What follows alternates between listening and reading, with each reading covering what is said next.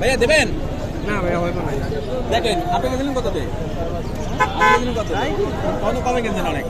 কেন তো এই দাম নেই দেন দেওয়ার দাম বলছি কিন্তু ভাই এখন উপরে আল্লাহ ইল্লা আপনি কি নরমালি ছেলে মেয়ে এবার ডিম বাচ্চা করছে কয় মাস পরে ডিম দিচ্ছে আপনার